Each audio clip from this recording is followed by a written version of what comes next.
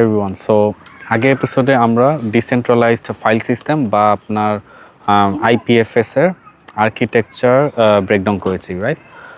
এবং আমরা দেখেছি কিভাবে টেরাবাইট সাইজের open source AI training data set চিরস্থায়ী ও সেন্সরশিপ মুক্ত দেখা যায়। কিন্তু ডেটা সেট রেডি থাকা পরও আমাদের কি সেকেন্ড মোস্ট যেই ক্রুশাল এবং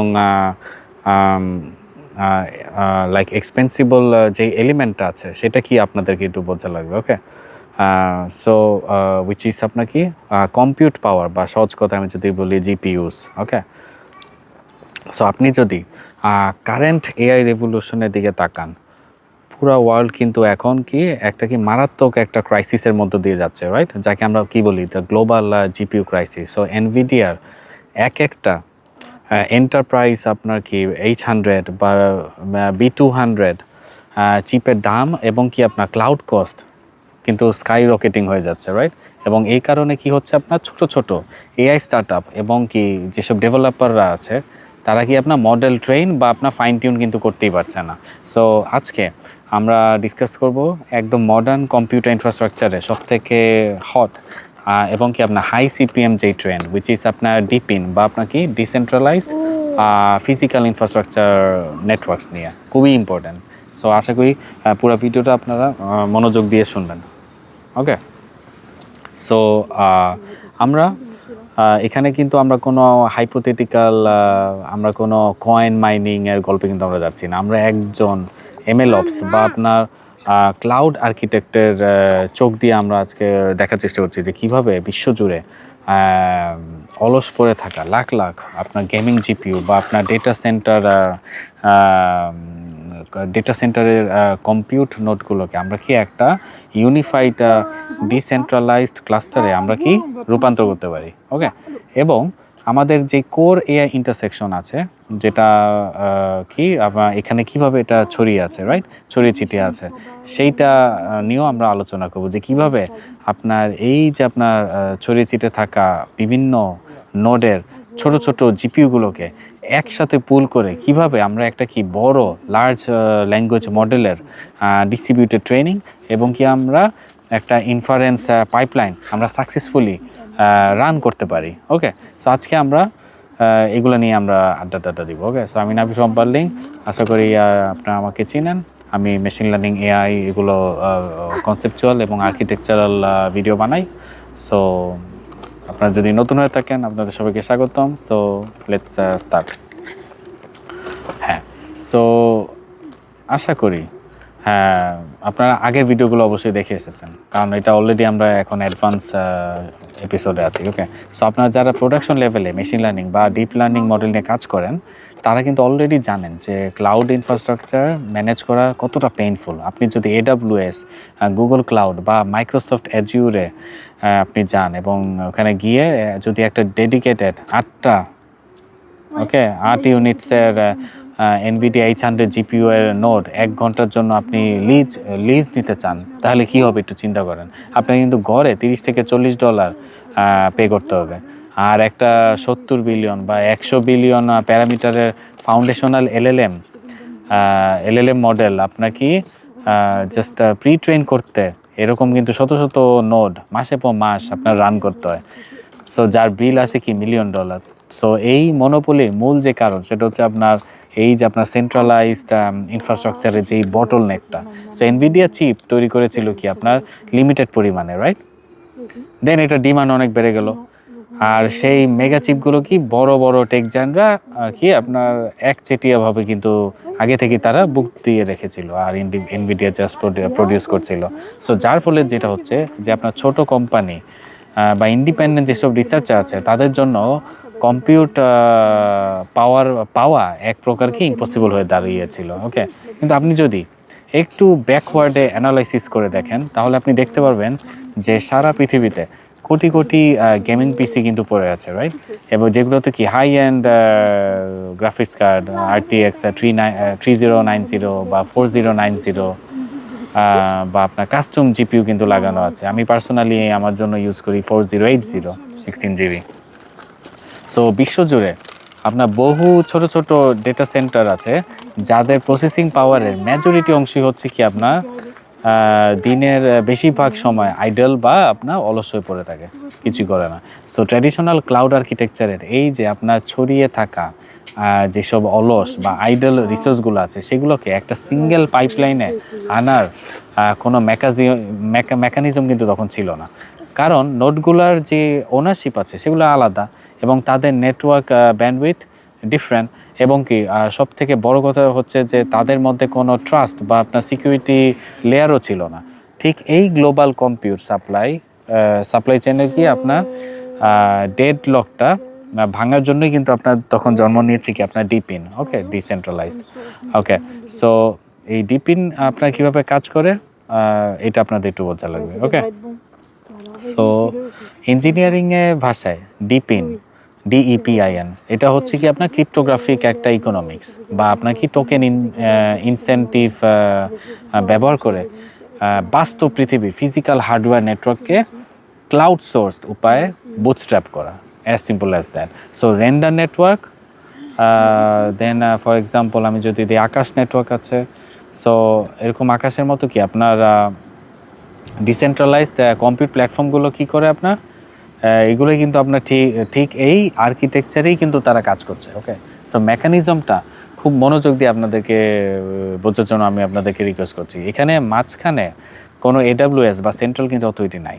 সো সিস্টেমটা চলে কি একদম স্বয়ংক্রিয় স্মার্ট কন্ট্রাক্ট এবং কি আপনার ওপেন মার্কেট প্লেসের মাধ্যমে। সো এই ইকোসিস্টেমে মূলত দুইটা কোর লেয়ার কাজ করে। ফার্স্ট লেয়ারটা হচ্ছে আপনার একটা সাপ্লাই সাইড নোটস, যার কাছে কি আপনার অলস একটা লেজি জিপিইউ বা একটা কম্পিউট স্পেস আছে, সে নিজে কম্পিউটারে প্রোটোকলের একটা কি আপনার লাইট ওয়েট নোট কী করে সে একটা নোট ক্লায়েন্ট আর কি বানায়, আর বা আপনার কি ডকার কন্টেনার সে রান করে নেটওয়ার্কের নিজের যে হার্ডওয়্যার আছে সেটাকে ডেডিকেট করে দেয়। দ্বিতীয় যেটা আছে সেটা হচ্ছে আপনার স্মার্ট কন্ট্রাক্ট অফ আপনাকে ইনসেন্টিভ যে লেয়ারটা। সো নোটটা যখনই সাকসেসফুলি কোনো কম্পিউটেশনাল টাস্ক কমপ্লিট করে নেটওয়ার্কে কি আপনার আউটপুট সাবমিট করে দিবে। ওকে, অ্যান্ড দেন আপনার ব্লক চেনের স্মার্ট কন্ট্রাক্ট অটোমেটিক্যালি কিন্তু তাকে কি ক্রিপ্টো টোকেন রিওয়ার্ড বাকি আপনার পেমেন্ট কিছু একটা রিলিজ করে দিবে। এখন প্রশ্ন আপনার আসতে পারে যে যদি কোনো নোড ওনার ট্রেনিংয়ে মাঝপথে তার কম্পিউটার শাটডাউন করে দেয় বা ভুলবশত ম্যাথমেটিক্যাল ক্যালকুলেশন পুশ করে মডেল পয়জনিং করা ট্রাই করে, তাহলে সিস্টেমের স্টেবিলিটি কি ঠিক থাকবে কিনা, রাইট? এটা একটা বার্নিং কোশ্চেন আমি যদি বলি। সো এই চ্যালেঞ্জ হ্যান্ডেল করার জন্য আমরা ব্যবহার করি কি আমরা ক্রিপ্টোগ্রাফিক স্টেকিং এবং স্ল্যাশিং ফ্রেমওয়ার্ক ব্যবহার করি। সো প্রতিটা নোটকে জয়েন করার সময় একটা নির্দিষ্ট পরিমাণ টোকেন কি করা হয় কোল্যাটারাল হিসেবে সিস্টেমে লক রাখতে হয় বা আপনার স্টেক রাখতে হয়। যদি নোটটা মাঝপথে আপনার টাস্কটা ড্রপ করে বা ফল্টি ইনফারেন্স জেনারেট করে নেটওয়ার্কে যেই আপনার কনসেনসাস যে অ্যালগোরিদম আছে তাকে ডিটেক্ট করে তার স্টেক করা ক্যাপিটাল স্ল্যাশ বা আপনার ফায়ার করে দেয়। সো এই গেম থিওরি আপনার গ্যারান্টি দেয় যে ভ্যালিডেটররা সবসময় সৎভাবে অনেস্টলি তাদের হার্ডওয়্যার রিসোর্স নেটওয়ার্কে ডেডিকেট করে রাখবে। ওকে, সো এটা একটা মেজর পার্ট গেল। আশা করি আপনারা সবাই বুঝেছেন, না বুঝলে একটু পিছনে যান। এখন আমরা আরেকটা জিনিস সলভ করব। ওকে, লাইক MLOps-এর একটা ইঞ্জিনিয়ারিং পাজেল আমরা সলভ করব।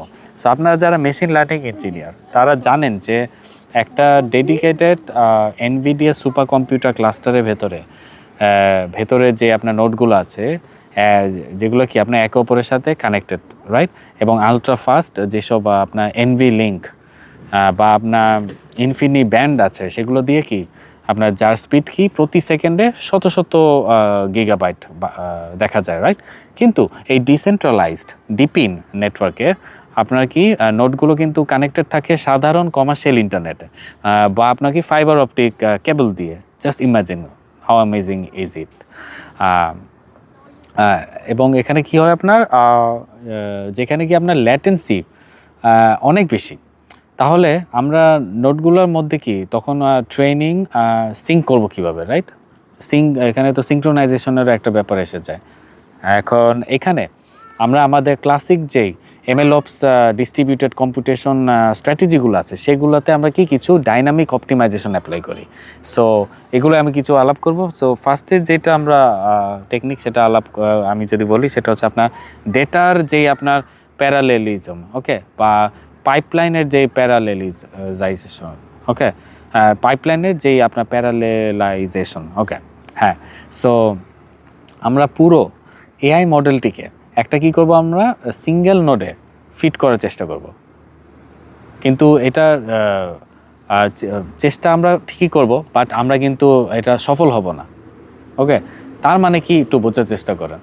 আমরা পুরা এআই মডেলটাকে কি একটা সিঙ্গেল নোডে যখন আমরা ফিট করার চেষ্টা করব, বাট আমরা করতে পারছি না, রাইট? এবং যখনই পারছি না, এর অল্টারনেট হিসেবে তখন আমরা কি ব্যবহার করব, আমরা মডেল আর্কিটেকচারের ডিফারেন্ট লেয়ার বা নিউরাল নেটওয়ার্ক ব্লকগুলোকে আমরা স্প্লিট করে ডিফারেন্ট নোডে আমরা ডিস্ট্রিবিউট করে দেব, যাকে বলা হয় কি পাইপলাইন প্যারালেলিজম, ওকে। সো অথবা আমরা কি করতে পারি, ডেটা সেটকে টুকরা করে নোটগুলোতে প্যারালালি আমরা ফিট করে দিতে পারি। আচ্ছা, এটা একটা পার্ট গেল। নেক্সট পার্ট হচ্ছে আপনার অ্যাসিনক্রোনাস যে গ্রেডিয়েন্টের যে আপডেটস, ওকে। সো কনভেনশনাল যেই সিনক্রোনাস ট্রেনিং আছে সেগুলোতে কি হয়, প্রতিটা নোডের ক্যালকুলেশন শেষ হওয়া পর্যন্ত বাকি সব নোডগুলোকে আপনাকে ওয়েট করতে হয়, যা কি আপনার হাই ল্যাটেন্সি কেবল নেটওয়ার্কে সিস্টেমকে একদম স্লো করে দেয়। আর এই জন্যই আমরা ব্যবহার করি কি কাস্টম অর্কেস্ট্রেটর, রাইট? যেমন রে আছে, বা আপনার অপটিমাইজড ডিপ স্পিড ফ্রেমওয়ার্ক আপনার সার্চ দিয়ে দেখতে পারেন, যা কি আপনার অ্যাসিনক্রোনাস পদ্ধতিতে ব্যাক প্রোপাগেশনের গ্রেডিয়েন্টগুলো আপডেটস করে, এবং যেই গ্রেডিয়েন্ট আপডেটস আছে সেগুলোকে কি আমরা গ্লোবাল মাস্টার মডেলে সিঙ্ক করে ফেলে। থার্ডে যেটা আছে সেটা হচ্ছে আপনার কোয়ান্টাইজড লো বিট কোয়ান্টাইজেশন, বা আমরা লোরা পড়েছিলাম আগে, রাইট? সো এটা হচ্ছে আপনার কিউ লোরা, ওকে। যারা জানেন না তাদেরকে আবারও বলি, এটা হচ্ছে আপনার low bit quantization. So quantized low bit quantization, QLoRA.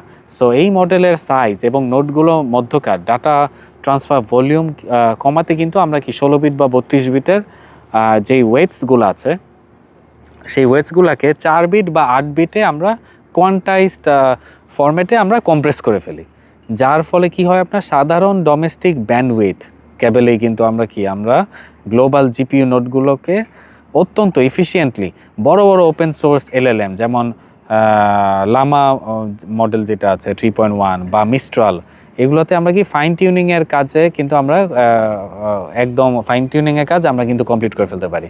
So AWS এর চেয়ে প্রায় 70-80% কম খরচে আমরা কি গ্লোবাল কম্পিউট নোড পুল করার এই যে আপনার যে আর্কিটেকচার যে রেভলিউশনটা আছে সেটাই মূলত আপনার কি বর্তমানে জেনারেটিভ এআই ব্যাকএন্ডে ডেমোক্রেটাইজেশনটা আপনার এনশোর করেছে, ওকে। সো এটা একটা গেল। সো দিন শেষে আমরা যেটা বুঝি যে ডিপিন বা আপনাকে এই ডিসেন্ট্রালাইজড কম্পিউট নেটওয়ার্ক যেটা আছে এটা কিন্তু কোনো সাময়িক হাইপ না, ওকে। এটা কি আপনার, এটা হলো আপনার একটা হাই পারফরমেন্স ডিস্ট্রিবিউটেড সিস্টেমস, ওকে, এবং ক্রিপ্টোগ্রাফিক গেম থিওরি এবং কি আপনার অ্যাডভান্স এমএলঅপস প্যারালেলাইজেশনের একটা কি আলটিমেট আপনার ইঞ্জিনিয়ারিং ফিউশন, যেটা কি করে আপনার এআই ইনফ্রাস্ট্রাকচারের যে মনোপলিটা আছে সেটা একদম ভেঙে ঘুরে চুরমার করে দিচ্ছে। সো আমাদের পরবর্তী এপিসোডে আমরা চলে যাব আমাদের কি বলে আমরা ক্রিপ্টো ইঞ্জিনিয়ারিং আর এআই লিটারেসি সিরিজের গ্র্যান্ড ফাইনাল এপিসোডে, যেটাতে আমরা কথা বলবো কি ওয়েব3 আর এআই এন্ড গেম যেই সিনথেসিস আছে সেটা নিয়ে। আমরা জানবো যে সেন্ট্রালাইজড যে বড় টেক কোম্পানি যে আপনার এই যে আপনার অ্যাগ্রেসিভ একচেটিয়া এআই যেই মনোপলি আছে ভার্সেস আপনার ওপেন সোর্স ডিসেন্ট্রালাইজড এআই নেটওয়ার্কের যেই আপনার ফিউচার সেটা কীরকম, এবং এইচএআই আর কি আপনার ক্রিপ্টো মাইক্রো পেমেন্টের মাধ্যমে আপনার লোকাল ডিভাইসে চলা মডেলগুলো কিভাবে গ্লোবাল ডেটা এবং কি এবং এবং আপনার কম্পিউট ইকোসিস্টেমের সাথে সম্পূর্ণ স্বয়ংক্রিয়ভাবে কিভাবে তারা এটা কমিউনিকেট করবে। ওকে, সো ভিডিওটা ভালো লাগলে আমরা সবাই আপনারা লাইক দিতে পারেন, শেয়ার দিতে পারেন এবং কমেন্টে আপনাদের অভিমত জানাতে পারেন। আমি জানি এই সিরিজটা একটু কঠিন হতে পারে অনেকের জন্য, বাট এটা আপনাদের জানা খুবই জরুরি। ওকে, কারণ এটা এখন পুরা ওয়ার্ল্ড যেদিকে যাচ্ছে আপনাদেরও সেদিকেই চলা উচিত। সো আপনাদের একটু কষ্ট হলেও আপনারা রিসার্চ করেন, আপনারা ইন্টারেস্ট গ্রো করেন। আমাদের বাংলাদেশে এগুলো নিয়ে এত আলাপ হয় না, ইন্টারেস্টও নাই কারোর, হয়তো কোনো গাইডলাইন পায় না। তাই হোপ আমার মাধ্যমে আমি গাইডলাইনটা দিলাম, আপনারা শিখেন, আপনারা গভীরে যান, ডেপথে যান, রিসার্চ করেন, ব্লগ পড়েন। ওকে, আমার ভিডিওটা ভালো মতো বারবার দেখেন, নোট করেন, তাহলে দেখবেন আপনাদের কনসেপ্ট একদম খুব ভালো মতো ক্লিয়ার হবে, কারণ কনসেপ্টগুলো জানা খুব জরুরি। ওকে, সো এই বলে আজকে ভিডিও আমি শেষ করছি। Nabid, peacing out from Berlin. তারা, বাই বাই।